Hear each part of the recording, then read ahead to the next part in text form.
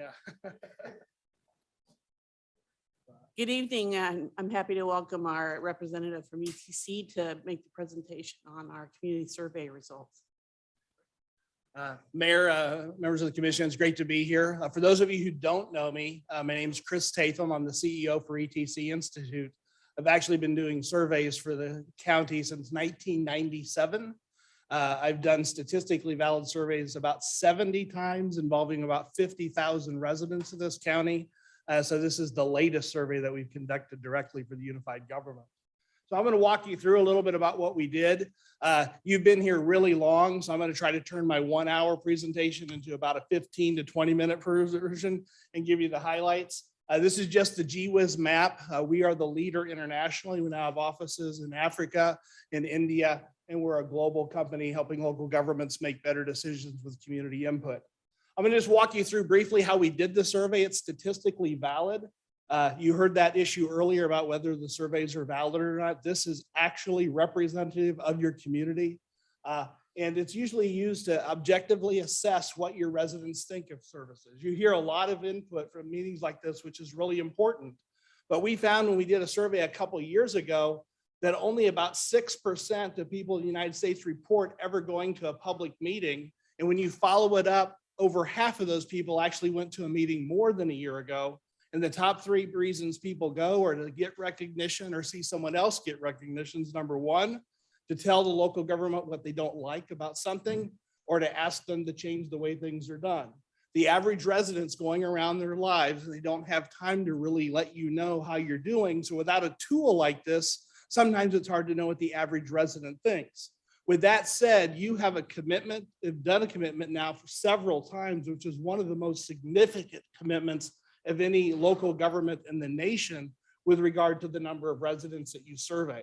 There are over 3,100 households that participated. Putting that in perspective, that's about 1 in every 20 households. Over 7,000 people are represented in these households, and the results are accurate to plus or minus 1.7% at the 95% level of confidence. You don't know what that means. That means if we did the survey 100 times, 95 times out of 100, we get these same results within 2% or less. And so it's very accurate. In addition, your sample is designed to make sure you get data from 47 different neighborhood areas in each of your commission districts that's statistically significant. So it's very, very comprehensive, and one of the most comprehensive ones that we do. You can see here the data is then weighted to make sure each district counts the same. We also check the demographics of the data to make sure we get good representation by age, good representation by race compared to the census, which you can see there is in red versus the sample is in blue. Good representation by Hispanic and Latino ancestry. You can see we're very close to the census on that, and good representation geographically. The dots on the right show basically where the respondents live at the block level. So it's not their exact home address, but it gives you an idea where they're from. And you can see we have good distribution from the entire county. So that's how the survey was done. I've gone through it quickly. If you have more questions at the end, I'll walk you through it. There were 8 major things that we looked on the survey. I'm not going to spend a lot of time on each of them, but I do want to tell you up front that if you want to get the most bang out of your resources in the next 2 years to enhance overall satisfaction with the county, make the county look better. Appearance and cleanliness I'm seeing in every single area. The streets are issues. You have other issues to address that are extremely expensive. But the one item, I've done this for thousands of communities that I see in every area that would improve your overall satisfaction significantly, happens to be in that area. It's not, this slide's not in the presentation. That's just the highlight I've given you up front in case you fall asleep. As far as the overall results, your public health services has done one of the best jobs of any communities in the country. In fact, if you go to your website, we've been tracking a similar question to this almost every month since the start of the COVID pandemic. In April 2020, the results for this county were 57% positive. You'll notice they're now 76% people are giving positive ratings. During that same period of time, the national average drop went from 49% to 30%. So in the average county, only 30% of people think their county has taken appropriate responses to the health COVID pandemic, and here it's 3 out of 4. You should be really proud of your health services department. You've done a tremendous job. Yeah, that's definitely a real highlight that I would greatly congratulate you on. In addition, you've touched lots of lives. I just checked your data on vaccinations to see if this was comparable. It actually is pretty much on target, at least for the first vaccination. You've touched lots of people in this community. And I think that's one of the reasons is your touches on people's lives during the COVID pandemic was positive, which is the reason now you're 40% above the national average when it comes to people's view of how you handled it. So great job. A lot for you to be proud of. In addition, we look at some of the core services you provide at the neighborhood and community level. These are a lot of your city-like services, your fire service, ambulance service, trash collection. I'm not going to read the whole list to you, but when you look at that, you'll notice that fire, ambulance, trash collection, police services, there's lots of blue. People are generally satisfied with those. As you work your way down, you'll see code enforcement and maintenance of streets, lots of red. There's a lot of dissatisfaction there. Those are the two areas that really stand out. Code enforcement's often a function of what people see around them, and you're going to see that theme in a number of areas that we look at. When we look at some of the changes to your pre-COVID survey, the one we finished just before the pandemic hit, we've seen a lot of areas decrease. That's happened pretty much across the board for most communities. The area that's typically gotten down the most is police services. Nationally, it's down about 14%. You're down about 10%. You'll also notice that park and recreation programs are around 10%.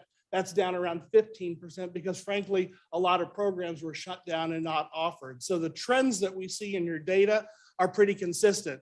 But in spite of that, your trash collection services have actually improved, which was somewhat rare, went in the opposite direction that we've seen. So yeah, they're up 2%. So when we ask people what the top priorities are, that's what you see on here. Maintenance of streets, clearly the top priorities. I know you all have been focused on that. You've talked about that. That clearly resonates strongly with residents. In fact, you have almost as many people picking maintenance of streets as their number one choice as you do for the combined top 4 choices for everything else except for police services. And when we do the analytics on this, we actually take a look at how does people rate each of these services as priorities within each of the districts.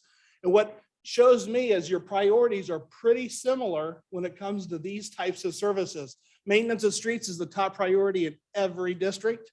Code enforcement is top priority in 7 of the 8 districts. And you'll see police services is in the top 5 in all 8 districts. So at the end of the day, your top priorities are very similar.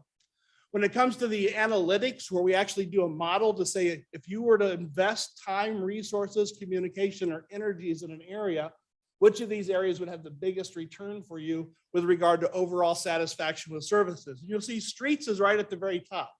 Very expensive. But code enforcement's a close second. You'll notice there, police services and parks and recreation. Those are the 4 neighborhood or community level services that will make the biggest difference. What I found, having done this for 20 some years, is not all investments are equal. Streets are super expensive, take years to change people's perceptions. Other things like code enforcement are much easier to do in the short term and can have a big impact in people's perceptions of the county, which is one of the reasons I highlighted that early on. And you'll notice the concern about streets. When you see red and orange on our maps, that's dissatisfaction. You'll see there's concerns about that county-wide. When it comes to code enforcement, you can see there's lower ratings. It's not as low as streets, but they're lower throughout the county. Police services is actually pretty good throughout the county, but it's very important to people. And then finally, parks and recreation is somewhat more in the middle.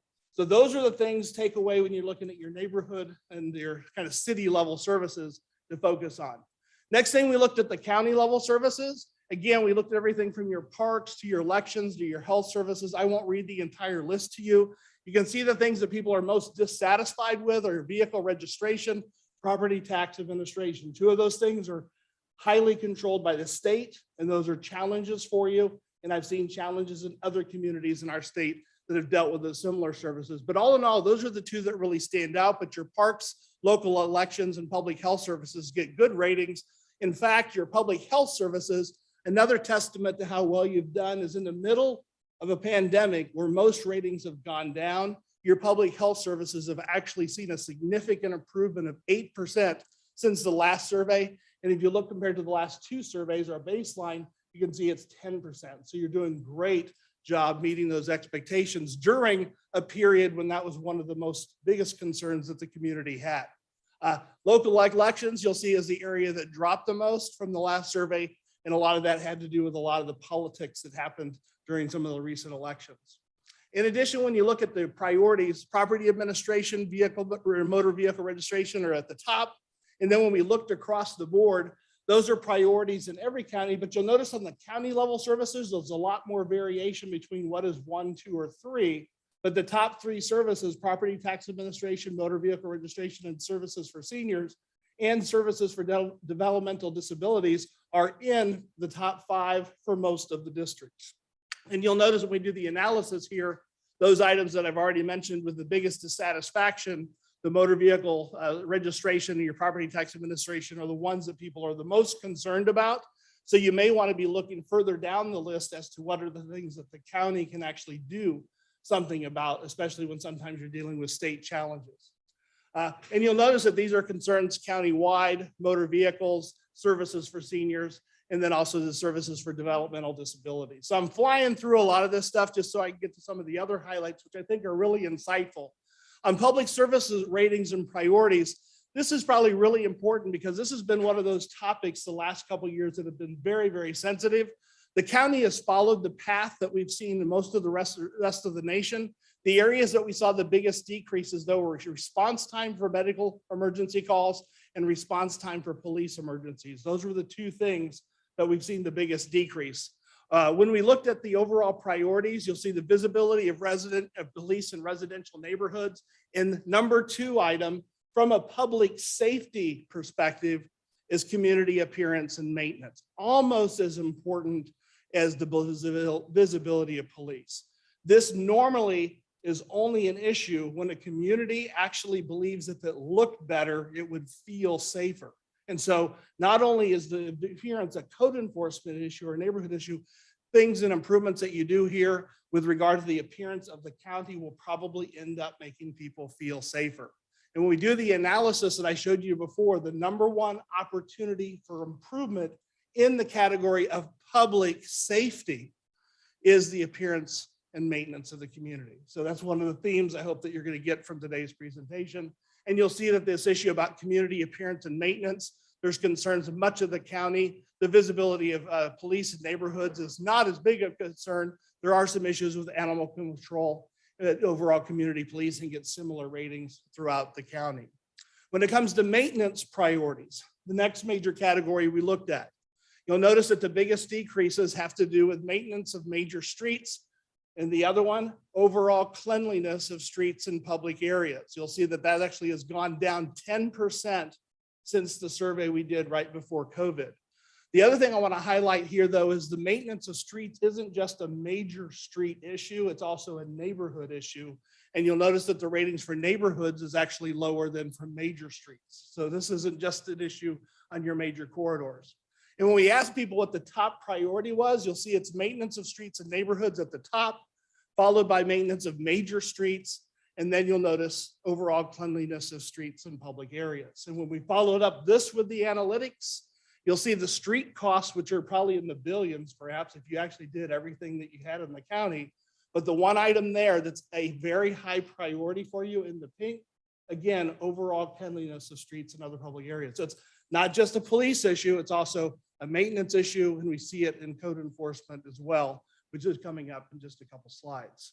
When it comes to parks and recreation, we ask people the same set of questions again. Similar trends, as I mentioned before, parks and recreation did generally drop since the pre-COVID levels. You'll notice that the overall park and maintenance of equipment at your parks and the park maintenance itself is the area that we saw one of the biggest decreases of 12%. The cost of recreation programs also dropped at 10%. And those were the two things that I flagged there as the biggest drops. When you look at the top priorities, people want access to walking and biking trails. That's not a surprise.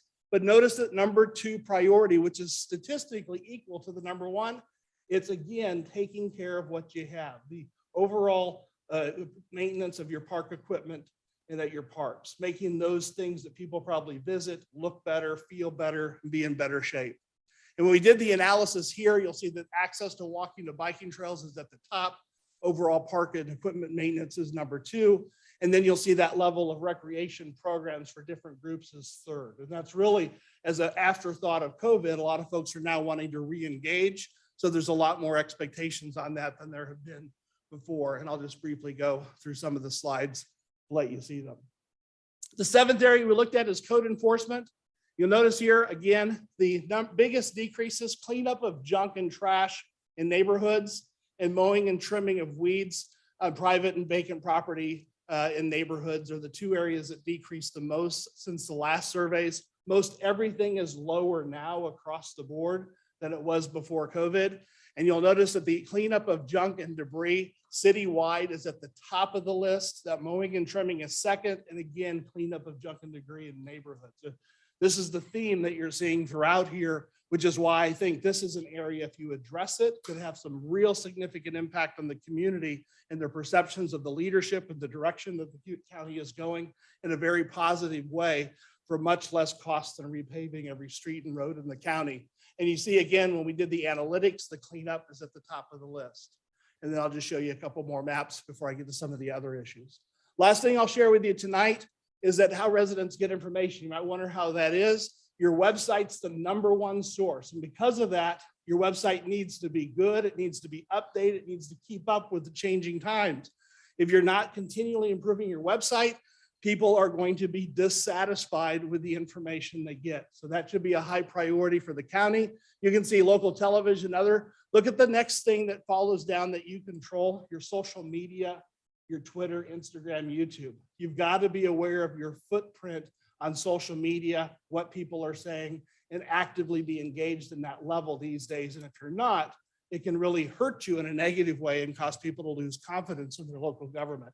Notice that the other one that's on your list is Nextdoor, which is growing. It's becoming more and more significant. It was actually the #2 source of information for a presentation I gave in Fort Lauderdale this morning. In addition, we asked people what the problems were. They haven't changed that much. Concerns about crime and drugs are still things that people care or are the most concerned about in their neighborhoods.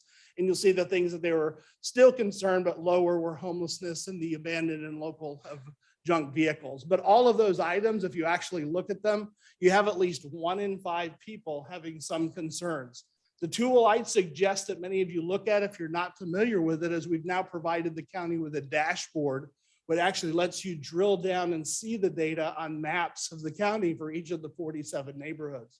So for those of you who are interested, you can actually see how things have changed from the last survey to this survey for many of these topics. Last couple of things is you probably don't get a good answer from the survey for this. It should fireworks be allowed? The bottom line is the survey did not give you a definite answer. People are either for it, 31% strongly agree, and that's the people who are passionate about it, and 31% strongly disagree. You can see everybody else is kind of leans one way or another, but the survey tells you that the reason you probably asked the question is it seems like a divided issue, and this just validates that you all get to make that wonderful decision for the community. So a couple other things to support. One of the things you want to look at, some things that you might be able to do to basically attract a skilled and capable workforce.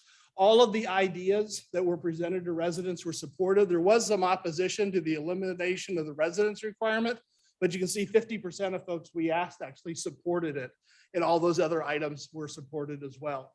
So just to summarize, you got through a pandemic really well, and the results may be down, but the biggest thing that really mattered the last couple of years for many communities is the public health issue, is how did you deal with it?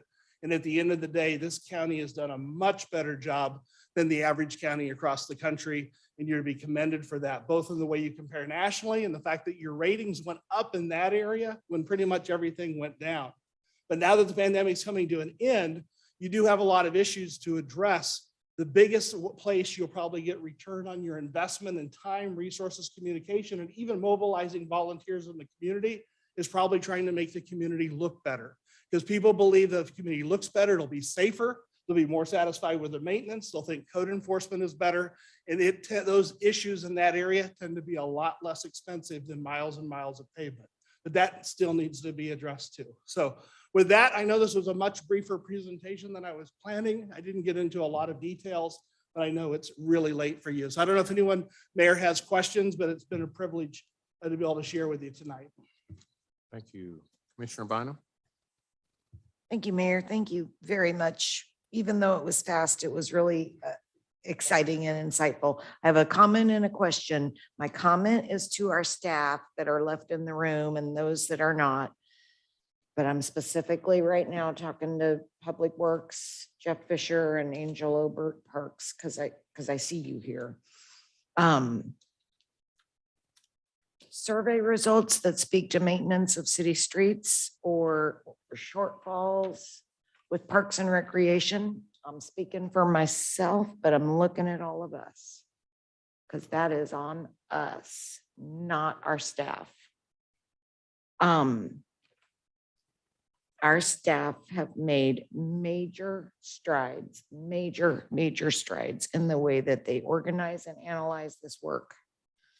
And the way that they prioritize and bring us regularly what needs to be done. And now it's time for us to step up. So that is a statement and I will stand by it. My question for you is, does any part of the survey ask the community how they feel about delinquent taxes? We didn't ask that, Okay. but we have the ability. We included a question if people wanted to do follow-up surveys for the city. Okay. They gave us their contact information, which we could send them an email or text to do. So if you have some additional follow-ups out of this survey, that could be done to get you that information. Thanks. I appreciate that. Thanks, Mayor. Well, you guys all know that this is like my favorite day of the year. I love this survey. I think it's really critical for our work here. I would encourage everybody to spend some time with your survey, quality time. I'm happy to look at the survey with anyone every day, all the time. So just let me know if you're interested. We can schedule some time together. It's just great information. It's depressing to see some fallback in our code enforcement because our last survey results, we saw some progress and we were sort of celebrating our victory. I think it's sad, but we know we can succeed because we saw that increase previously. So we just got to do those same things and get back where we were. But it is sad because we had made so much progress and we're going to have to kind of pick back up where we left off there. And then the last thing I will say is that Julianne Van Loo and her staff deserve all of our praise for our COVID situation and their handling of that situation. It's nice for us to hear that and feel a little bit of victory there too, but they did all the hard work. So all the praise for them for the great results in terms of the COVID situation. Thanks.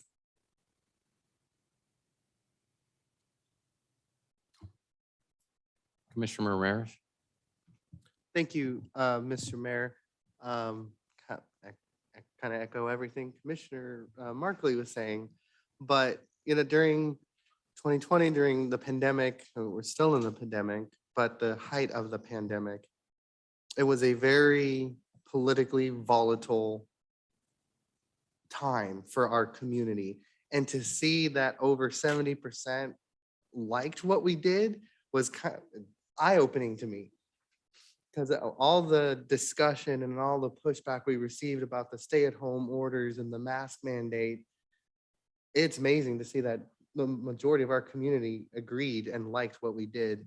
And it, again, kudos to Julianne Van Loo, the director of our public health department, to her and her staff who are still continuing to do the good work of our community. As I've stated before, our public health department isn't a department that we hear a lot about. They do a lot of good work, but behind the scene. But last year and into 2021 and 2022, they were front and center. They were out in the community. Everyone knew that we had a public health department. So I cannot thank her and her staff enough for all of the work they did.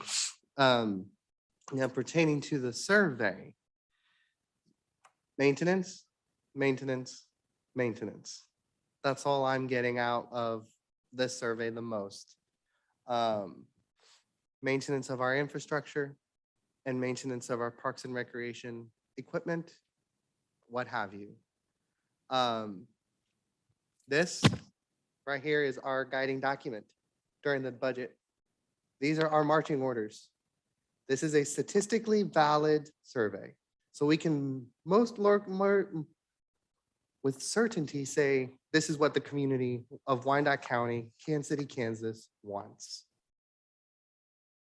We're going through this budget season. This is our guiding document. Thank you. Commissioner Stites? Thank you. This is my first unified government budget cycle and also survey, so I appreciate it. It was very informative. My question would be this, it's coming up on May, 5 months into the year, and we've been having budget discussions for a while now. What is and I'm not being critical, I'm just asking, why is there a possibility that we get this survey earlier than so that we can drill down into this a little bit prior to going into budget discussion? Absolutely. And probably the best way to do that in the future, and we've talked about it, would be to get it designed late in the calendar year and then launch it right at the beginning of the year. We delayed the launch a little bit this year, which was the reason it took a little bit longer to get it to you. Okay. But the next time you do it, if you do it, you just simply start the cycle probably in November. Okay, and then it's interesting that we talk about the number one item is cleanliness. I've been working with codes department, code enforcement for the last couple of weeks. And it was interesting to find out that they are slotted for 7 additional inspectors that they have not been allowed to fill. And I think that probably directly shows in the survey, if we don't have codes enforcement officers out there being able to do their job in our neighborhoods, enforcing, getting trash picked up, trash in the neighborhoods, cars being taken off the street, it shows. So I would highly advocate that we start looking at getting those codes enforcement officers hired back up and fully staffed out there so those guys and gals can do their job. I appreciate it. Thank you very much.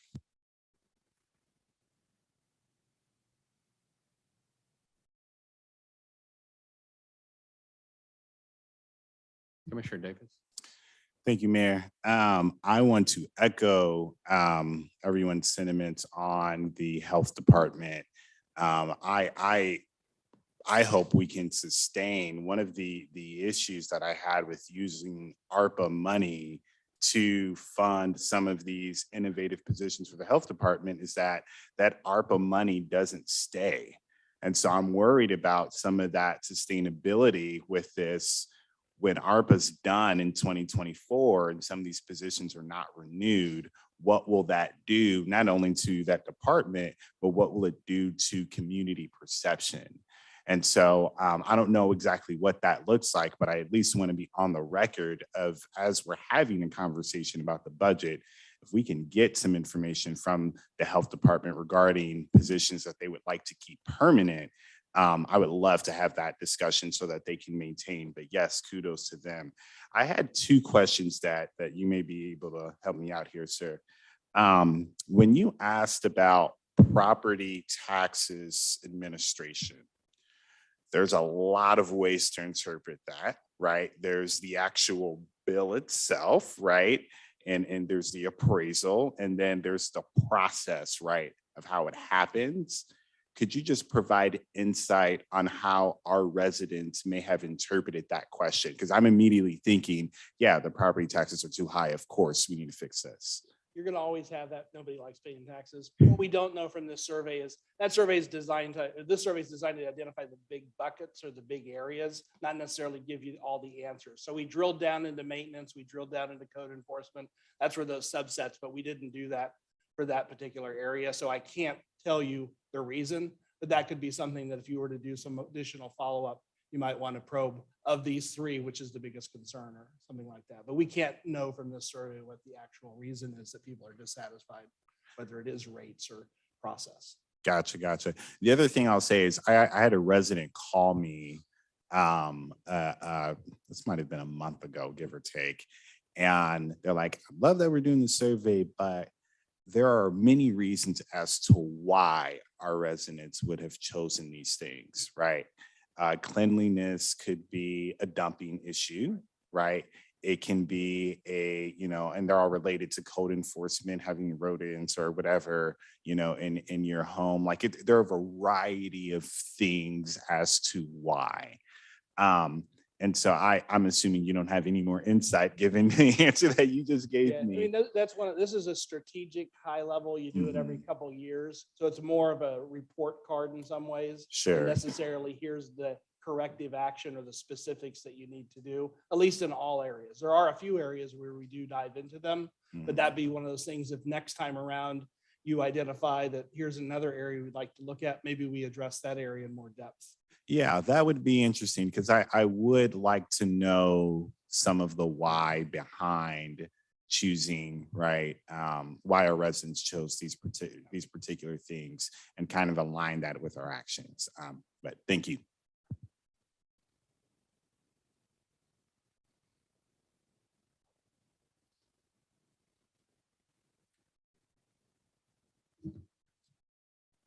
Any more questions? I had one last question for you. Your sample, I might have missed it. What did that look like? Out of the 100 and almost 60 plus in Wyandotte County, and then if you're looking at all of Wyandotte County or just KCK, just. back Sure, me we up to selected sort of- about 15,000 households at random for the survey. A little over 3,000 of them actually completed it. So the response rate was pretty good for a survey that is this long. And then we track the response for the 47 different neighborhoods to make sure that we get at least 30 per neighborhood and then at least 300 per commission district. And as the surveys are done, we actually monitor the distribution of the sample against the census with things like race and age and other factors. And so if for some reason a certain group is less responsive, we'll do what's called oversampling. So for example, if Hispanics were responding at a lower rate than they should, we would then do our follow-up efforts more engaged to make sure that Hispanics are well represented. So, and we basically, when we're all finished, our goal is to make sure that the distribution of the sample actually looks like the county's population. And that's what we did. Thank you. I'm going to step back to Commissioner Davis because I feel like you asked a question in your comments that I think with respect to your concerns about ARPA money, that I think you deserve to know that someone heard it, that we can get back that answer. And so I just wanted to circle back around to what Commissioner Davis said, because he was, I don't want to put words in your mouth, but he was asking a question with regard to the satisfaction of the health department work, and that we were also pleased to put the ARPA funding there because we know it's needed, but we need to ensure some sustainability. So I just wanted to put that in the universe again, because I would like to know that staff heard the question, and at some point we'll at least keep it on a radar. I'm sorry, but thank you. Commissioner Davis, you have another question? Oh, no. Well, at some point, and I know we're going to get some information from departments, what I was saying was to maintain the excellence of our health department. I think some of that, and I could be wrong, is in part due to the extra funding that they received from ARPA. So if we can get recommendations from the health department of what positions and programs they'd like to keep in place, permanently or in perpetuity, right? That would be good for us to consider as we are doing the budget.